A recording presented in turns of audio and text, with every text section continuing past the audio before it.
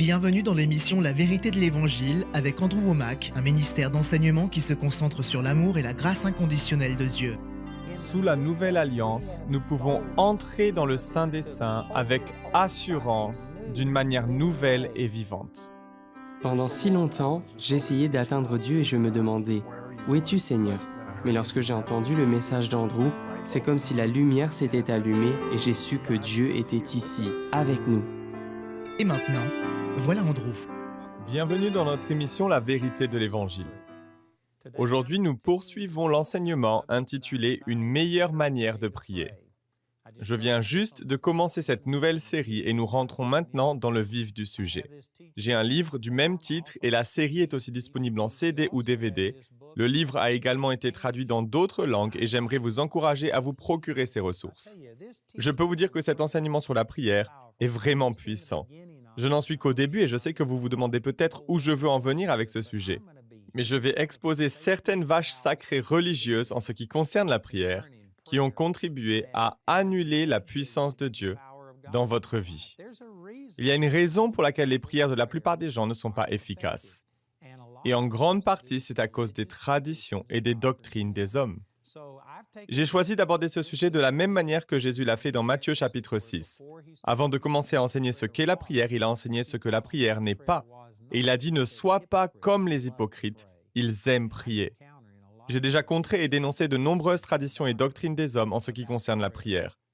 Cet enseignement est vraiment excellent. Lors de la dernière émission, nous en étions à la prière du Notre Père que l'on trouve dans Matthieu chapitre 6. Et nous lisons cette même prière ici dans Luc chapitre 11. Le même sujet est développé au verset 2, où il est écrit « Il leur dit, quand vous priez, dites « Notre Père céleste ». Que la sainteté de ton nom soit respectée, que ton règne vienne, que ta volonté soit faite, sur la terre comme au ciel. Donne-nous chaque jour notre pain quotidien. Pardonne-nous nos péchés, car nous aussi nous pardonnons à toute personne qui nous offense, et ne nous expose pas à la tentation, mais délivre-nous du mal. Puis Jésus a immédiatement poursuivi avec cet enseignement sur la prière. Je tiens à vous prévenir que tout ce que je vais enseigner et dire au sujet de la prière va très certainement être en opposition à la manière dont vous avez été enseigné, car je crois que la prière a été faussement représentée. Et il me semble que le contexte de ces versets le confirme. Regardons cela dans Luc chapitre 11, verset 5. Il leur dit encore, « Supposons que l'un de vous est un ami et qu'il aille le trouver au milieu de la nuit pour lui dire, « Mon ami, prête-moi 3 pains, car un de mes amis est arrivé de voyage chez moi et je n'ai rien à lui offrir. » Supposons que de l'intérieur de sa maison, cet ami lui réponde, « Ne m'ennuie pas, la porte est déjà fermée, mes enfants et moi sommes au lit, je ne peux pas me lever pour te donner des pains. » Je vous le dis, même s'il ne se lève pas pour les lui donner parce que c'est son ami, il se lèvera à cause de son insistance et lui donnera tout ce dont il a besoin. Et les gens utilisent cette prière et enseignent que nous devrions nous approcher de Dieu de la même manière que l'a fait cet homme qui avait besoin de l'aide de son ami. Ce dernier n'a pas voulu lui donner ce dont il avait besoin parce qu'il était son ami, mais à cause de son insistance. Il s'est dit qu'il fallait absolument qu'il se débarrasse de cet homme et que s'il ne lui donnait pas ce qu'il demandait, il allait l'empêcher de dormir toute la nuit. Et les gens enseignent que c'est la manière dont nous sommes censés nous approcher de Dieu. Qu'il nous résiste, qu'il ne désire pas répondre à nos prières, mais si nous l'importunons sans relâche, si nous le harcelons, si nous insistons, alors Dieu finira par céder et il nous donnera ce dont nous avons besoin à cause de notre insistance. Mais ce n'est absolument pas ce qui est enseigné. Ici, ces passages nous enseignent tout l'inverse. Essayez de suivre mon raisonnement. Il est en train de dire, supposons que l'un de vous est un ami et qu'il aille le trouver au milieu de la nuit pour lui dire, « Mon ami, prête-moi 3 pains. » Combien d'entre vous ont des amis qui ne seraient pas prêts à vous aider si vous le leur demandiez? J'ai un ami qui s'appelle Bob Yandian et il travaille pour le ministère. Il enseigne dans notre école biblique et il fait également partie de notre conseil d'administration. À une occasion, il était hébergé dans notre lodge et il prêchait à l'école biblique. Il était environ 10h30 et sa clé n'ouvrait pas le portail. Il ne pouvait pas rentrer. Du coup, il m'a appelé à 10h30 passées du soir et je venais d'éteindre les lumières pour me coucher. J'étais au fond de mon lit, tout comme c'est décrit dans les passages qu'on vient de lire. Mais parce que c'est un ami, Jamie et moi, nous sommes tous les deux levés.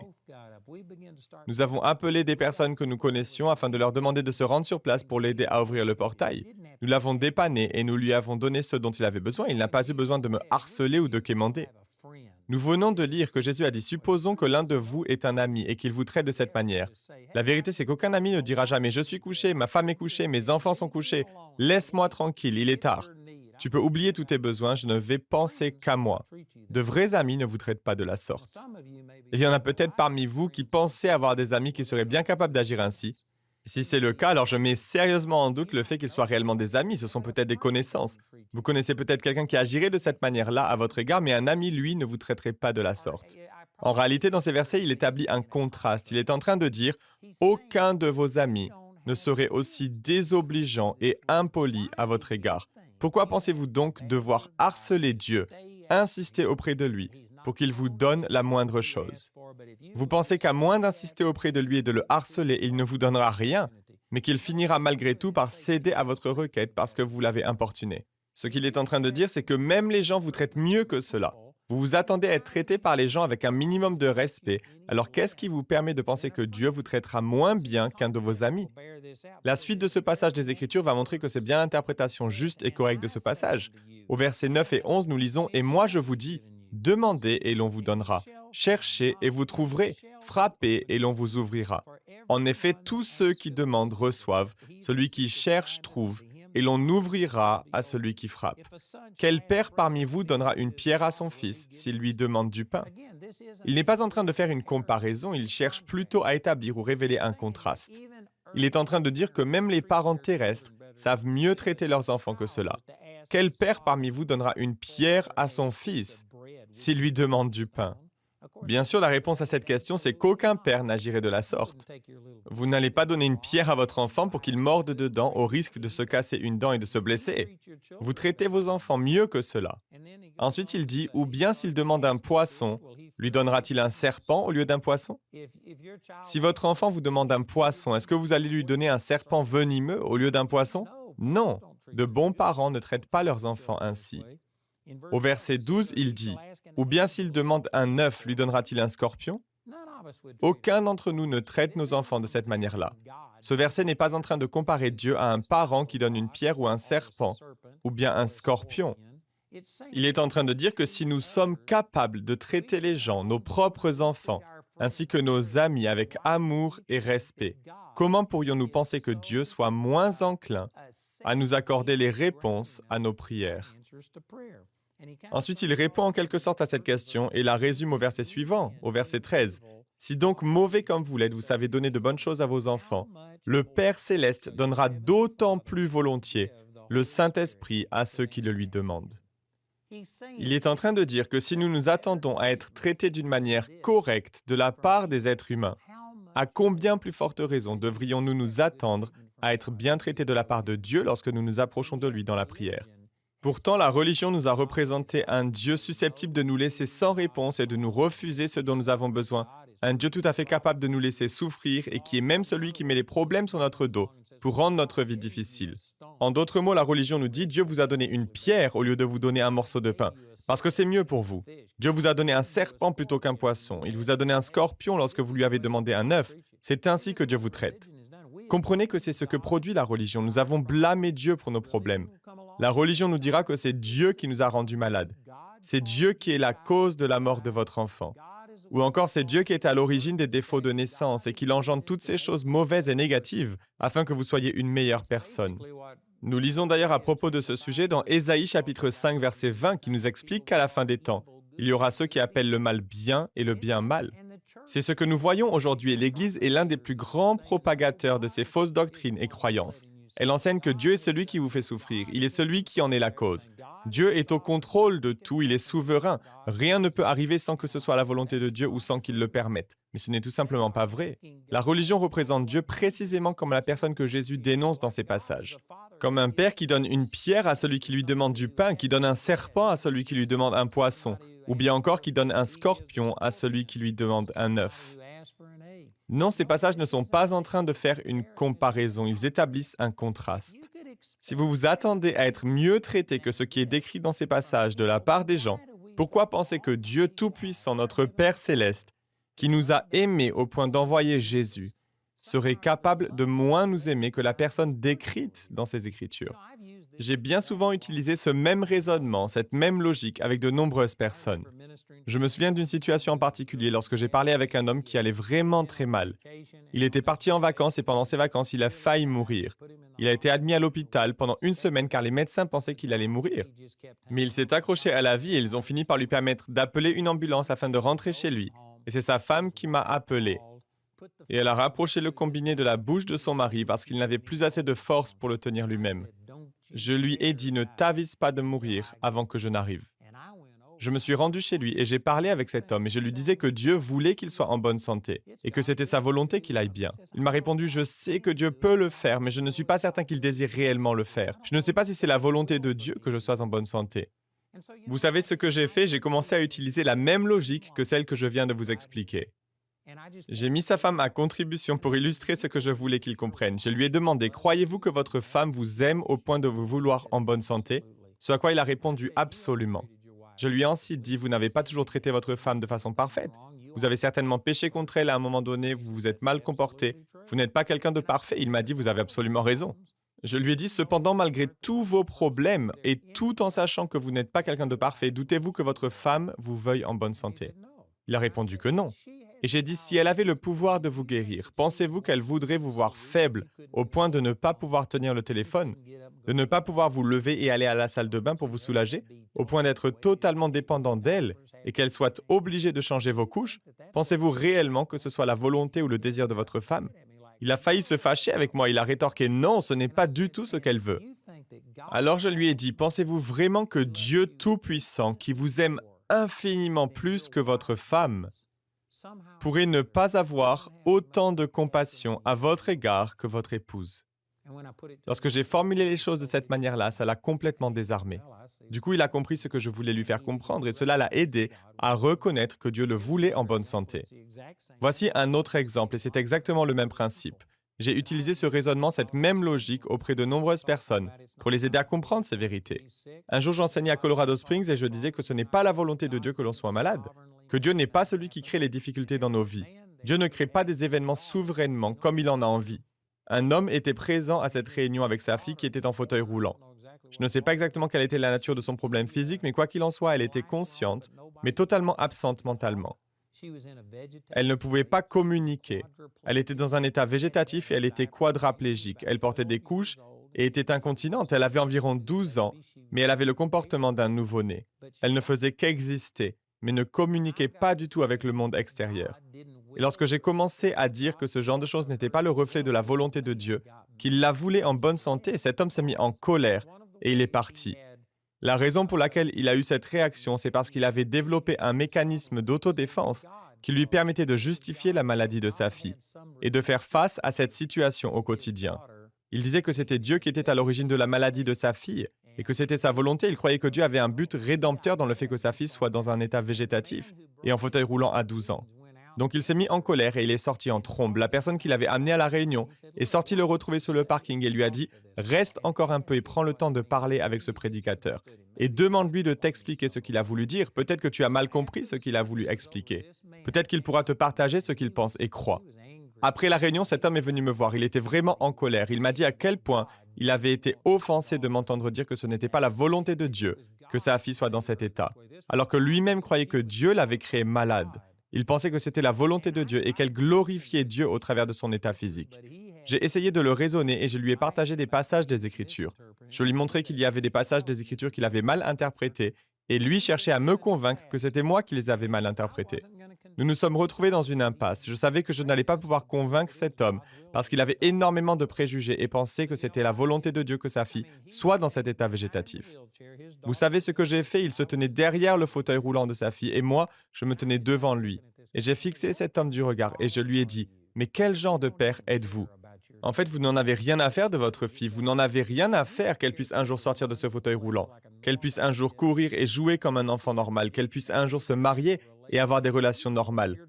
Vous voulez que votre fille soit dans cet état végétatif pour toujours? » Et cet homme était déjà très en colère, mais lorsque je lui ai dit cela, il est devenu furieux.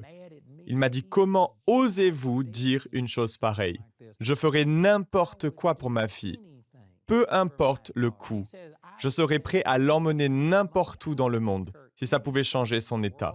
Si je le pouvais, je serais prêt à prendre sa place, à devenir comme elle, afin qu'elle puisse devenir comme moi. Il était vraiment furieux et m'a craché toutes ces choses à la figure. Je me suis retourné vers lui en disant, « Pensez-vous réellement que le Dieu Tout-Puissant l'aime moins que vous ne l'aimez ?» Il lui était tout à fait possible de me tenir tête sur le plan de la doctrine, il pouvait se défendre sur ce plan-là. Mais lorsque j'ai ramené la conversation à l'essentiel, à la relation, c'est-à-dire à l'élément humain et relationnel, il a été obligé de confesser qu'il ferait n'importe quoi pour sa fille. Et pourtant, il était un être humain imparfait. Si un pécheur, un homme faillible et pécheur est capable d'aimer sa fille au point de la vouloir à tout prix en bonne santé, alors comment pouvons-nous dire ou même penser que ce n'est pas le cas de Dieu Tout-Puissant, qui a tout pouvoir et qui a envoyé Jésus sur cette terre en nous prouvant son amour? Comment est-ce possible que ce Dieu-là nous aime moins que nous n'aimons nos propres enfants? Et pourtant, ces doctrines erronées et faussées sont enseignées sans arrêt, et c'est de la religiosité. Les gens diront, il faut prier, il faut demander à Dieu, ne rien lâcher et l'importuner jusqu'à ce qu'il cède. Vous finirez par l'avoir à l'usure et c'est la seule manière d'obtenir quoi que ce soit de la part de Dieu. C'est le seul moyen de le faire bouger et agir en votre faveur. C'est vraiment une insulte à la face de Dieu. C'est à cause de ce genre de jugement et de critiques à son égard que la plupart d'entre nous ne voyons pas de réponse ou de résultats positifs dans notre vie de prière. Dans Galates chapitre 5, verset 6, il est question de la foi qui agit à travers l'amour. La vraie motivation, le cœur de la foi, c'est l'amour. Si vous ne comprenez pas à quel point Dieu vous aime, que vous pensez que d'une manière ou d'une autre, il est assis là, les bras croisés, en disant « Tu n'as pas assez quémandé, tu n'es pas assez saint, tu n'es pas assez désespéré, d'autres personnes en ont davantage besoin que toi. » Si c'est l'image que vous avez de Dieu, alors vous n'avez pas réellement compris son amour. Et c'est précisément ce manque d'amour qui entrave votre foi. À nouveau, Galates 5, 6 parle de la foi qui agit à travers l'amour. Vous devez comprendre son amour. Ces versets ne disent en aucun cas que nous devrions nous approcher de Dieu, comme s'il était cet ami qui n'en a rien à faire de nous, et qui est davantage préoccupé par ses propres intérêts et son propre confort. Il ne veut pas être dérangé et se lever au milieu de la nuit, il ne le fera pas pour nous dans le but de nous donner ce dont nous avons besoin, mais il finira par le faire de peur qu'on le harcèle et qu'on le fatigue. Si c'est ce que vous pensez au sujet de Dieu, réalisez que ces perceptions erronées entravent et bloquent la manifestation de la réponse à vos prières. Mais le passage que nous venons de lire nous dit que si nous pouvons nous attendre à ce genre d'attitude et de réaction de la part des êtres humains, ce n'est pas le cas de la part de Dieu. Nous n'avons pas plus de compassion et d'amour que Dieu. Jésus a dit « Demandez et l'on vous donnera, cherchez et vous trouverez, frappez et l'on vous ouvrira. » En effet, tous ceux qui demandent reçoivent. Celui qui cherche trouve et l'on ouvrira à celui qui frappe. Il est en train d'établir un contraste. Il est en train de nous montrer que l'amour de Dieu pour nous est infiniment plus grand que notre amour les uns pour les autres. Si nous nous attendons à être mieux traités que cela par les personnes de notre entourage, à combien plus forte raison devrions-nous nous attendre à quelque chose de meilleur de la part de Dieu? Regardons ensemble Luc chapitre 18. Je voudrais vous lire un autre passage sur le sujet de la prière qui est très souvent mal interprété, tout comme celui que je viens d'utiliser dans Luc chapitre 11. Dans Luc chapitre 18, verset 1, il est écrit « Et il leur dit une parabole en conclusion, que les hommes doivent toujours prier et ne pas défaillir. Disant, il y avait dans une ville un juge qui ne craignait pas Dieu, qui n'avait non plus d'égard pour personne, et il y avait dans cette ville une veuve, et elle vint vers lui disant, « Venge-moi de mon adversaire. » Et il ne le voulut pas pendant un certain temps. Mais plus tard, il dit en lui-même, « Bien que je ne craigne pas Dieu et n'ai d'égard pour personne, cependant parce que cette veuve me dérange, je la vengerai de peur que par ses visites continuelles, elle ne me lasse. » Et le Seigneur dit, « Entendez ce que le juge injuste dit. Et Dieu ne vengera-t-il pas ses propres élus qui crient vers lui jour et nuit, bien qu'il les supporte longuement? Je vous dis qu'il les vengera rapidement. Néanmoins, lorsque le Fils de l'homme viendra, trouvera-t-il la foi sur la terre? » Ce passage a été utilisé pour enseigner que Dieu est comme ce juge injuste. Il n'est pas enclin à nous donner ce que nous lui demandons, mais il est susceptible de céder à notre demande à cause de notre insistance. Nous devons le harceler jusqu'à ce qu'il finisse par nous donner ce que nous lui demandons, non parce qu'il se soucie de nous ou de nos besoins, ni parce qu'il désire être bon ou respecter une quelconque justice, mais simplement à cause de notre insistance, comme si nous pouvions l'avoir à l'usure. Ce n'est pas juste et c'est une chose terrible que d'attribuer ce genre de comportement à Dieu. Et pourtant, la religion enseigne que c'est le caractère de Dieu, qu'il n'est pas enclin à répondre à vos prières, Mais il est possible de l'avoir à l'usure, de l'épuiser à force d'insister. Vous devez vous accrocher, insister, ne rien lâcher jusqu'à forcer Dieu à faire ce que vous lui demandez à faire. Ce n'est absolument pas ce que ces passages nous enseignent. Il n'est pas en train de faire une comparaison entre ce juge et Dieu, il établit un contraste. Il est en train de dire que nous sommes en droit de nous attendre à un meilleur traitement de la part d'un juge, même un juge injuste.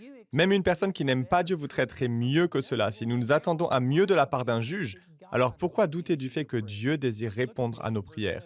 Lisons à nouveau le chapitre 7 où il est écrit « Et Dieu ne vengera-t-il pas ses propres élus qui crient vers lui jour et nuit, bien qu'il les supporte longuement ?» Les gens diront que cela fait référence à Dieu et qu'il nous supporte longuement.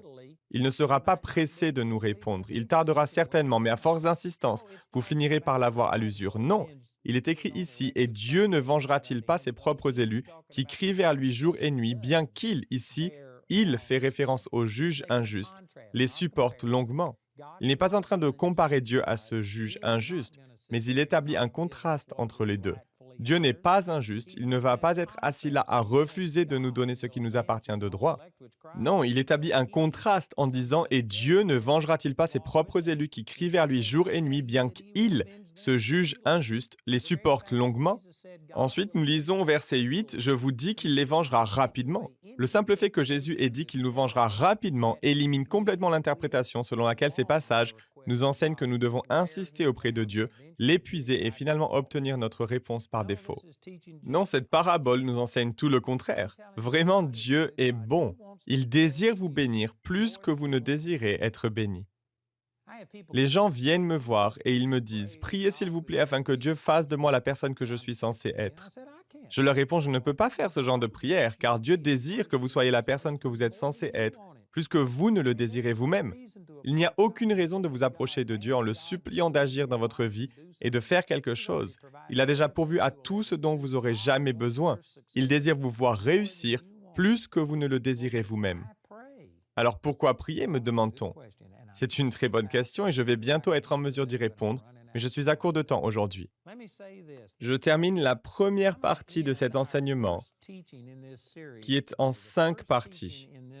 La première partie, sur les 5 que j'ai à couvrir, s'intitule « Les hypocrites aiment prier ». Je continue à vous présenter le livre en français ainsi que les albums CD et DVD.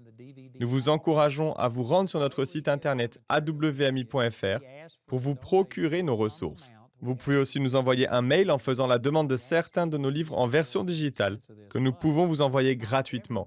Le cœur de ce ministère est la générosité. Et nous mettons énormément d'enseignements à votre disposition gratuitement. Vous n'avez qu'à nous contacter pour recevoir nos ressources. Et vous pouvez également vous procurer nos ressources directement sur notre boutique en ligne, sachant que nous les envoyons dans le monde entier. Donc n'hésitez pas à nous contacter. Vous pouvez aussi demander de recevoir toute cette série en version MP3 et nous vous l'enverrons gratuitement. Nous désirons simplement que la vie des gens soit touchée et transformée par la vérité de l'Évangile. Si vous le pouvez, écoutez la série jusqu'à la fin et n'hésitez pas à la réécouter et à la partager autour de vous. Elle contient des principes puissants qui changent la vie. Je remercie aussi les partenaires du ministère qui nous permettent de mettre à disposition beaucoup de ressources gratuites. Si vous voulez vous joindre à nous et devenir partenaire, visitez notre site awmi.fr. À nouveau, je vous encourage à vous procurer nos ressources. Écoutez notre annonceur pour recevoir plus d'informations et n'hésitez pas à écouter la prochaine émission de la série « Une meilleure manière de prier ». Le programme d'aujourd'hui fait partie de la série « Une meilleure manière de prier ». Nous espérons que ce message vous a béni. Notre ligne téléphonique est ouverte aux heures indiquées à l'écran. Appelez-nous si vous avez des questions sur ce programme, si vous avez besoin de prière ou si vous désirez commander l'un de nos enseignements. Vous pouvez nous contacter au numéro qui s'affiche à l'écran. Ce programme a été rendu possible grâce au soutien financier de nos partenaires. Si vous souhaitez devenir partenaire, vous pouvez le faire en appelant ces numéros. Si vous souhaitez vous procurer nos ressources, vous pouvez le faire en vous rendant sur notre site awmi.fr. Nous envoyons nos colis dans toute la francophonie. Vous pouvez aussi opter pour les fichiers audio MP3 et vidéo MP4 sur clé USB.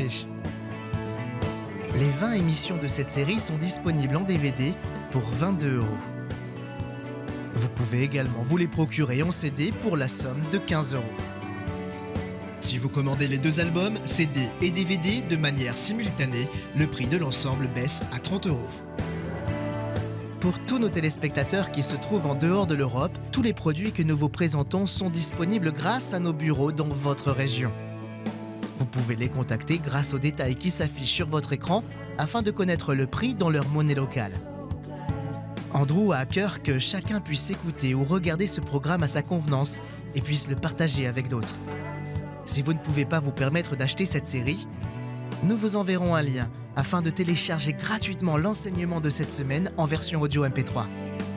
Pour cela, il suffit de nous appeler. Notez que vous ne pouvez profiter de cette offre qu'en appelant notre ligne téléphonique. Vous pouvez nous appeler dès maintenant au numéro qui s'affiche sur votre écran. Nous nous ferons un plaisir de répondre à vos questions, de prier avec vous ou de vous aider à commander l'un de nos enseignements. Notre ligne sera ouverte pendant les heures indiquées à l'écran. Toutes les ressources d'Andrew en français se trouvent dans les boutiques en ligne des sites internet de nos bureaux affichés à l'écran. Nous espérons avoir de vos nouvelles aujourd'hui. Dites au nom de Jésus, je ne me fie pas à ce que je vois, je me fie à ce que dit la parole de Dieu. Il y a plus que ce domaine physique, il y a également un monde spirituel. Peu importe à quoi ressemble la situation, je sais ce que dit la parole de Dieu. On me disait que ma vie serait faite de douleur et d'isolement, et que je ne devrais même pas espérer la liberté. On me disait que je serais toujours en fauteuil roulant. On me donnait 3 mois à vivre avant une défaillance cardiaque totale. On me disait que je ne serais jamais guérie de la fibromyalgie. J'ai fait des allers-retours aux urgences et j'ai dépensé plus de 300 000 $ pour trouver un remède. Tout cela en vain. J'étais sur le point d'abandonner quand j'ai découvert Andrew Wommack à la télévision. Et Andrew m'a montré, pour la première fois, que par les meurtrissures de Jésus, j'étais déjà guérie. En quelques semaines, j'ai reçu ma guérison après avoir écouté tous les enseignements qui sont disponibles en ligne. Et aujourd'hui, 10 ans plus tard, je marche toujours dans ma guérison. Et je ne suis pas la seule dans ce cas. J'ai été guérie de la fibromyalgie et des maladies environnementales. J'ai été guérie de la maladie de Lyme. J'ai été guérie d'un lupus et d'une insuffisance cardiaque. C'est grâce à des personnes comme vous qui êtes devenus partenaires du ministère d'Andrew Wommack que nous avons chacun pu retrouver nos vies. Les mots ne sauraient exprimer notre reconnaissance pour votre générosité, mais il y a encore des millions de personnes qui recherchent cette vérité qui libère. Pourriez-vous nous aider à leur transmettre ce message? Vous pouvez atteindre des gens comme moi, qui sont enfermés chez eux et qui ne sont pas conscients de la plénitude de ce que dit l'Évangile, à savoir que nous pouvons être libérés de tout ce que l'ennemi essaie de mettre sur nos vies. Je ne serai plus de ce monde sans ce ministère. Et je vous encourage vraiment à devenir un partenaire aujourd'hui. Pourquoi ne pas devenir partenaire du ministère d'Andrew Wommack? Faites-le dès aujourd'hui. Bonjour, je suis Andrew Wommack et je voudrais vous informer que nous avons maintenant une école biblique Charis à Nice, en France. Elle fonctionne sous le système hybride, c'est-à-dire que les étudiants se réunissent quelques samedis dans l'année. Mais nous avons dorénavant aussi des cours par correspondance. Pour certains d'entre vous, le fait de vous déplacer ne serait-ce qu'un samedi par mois est impossible. Si c'est votre cas, nous avons une solution et il vous est toujours possible de suivre les cours grâce à l'école biblique Charis en ligne. Et je vous encourage à vous renseigner et à envisager de faire le pas de devenir étudiant de notre école biblique Charis. Retrouvez-nous la prochaine fois pour plus de la parole de Dieu dans la vérité de l'Évangile.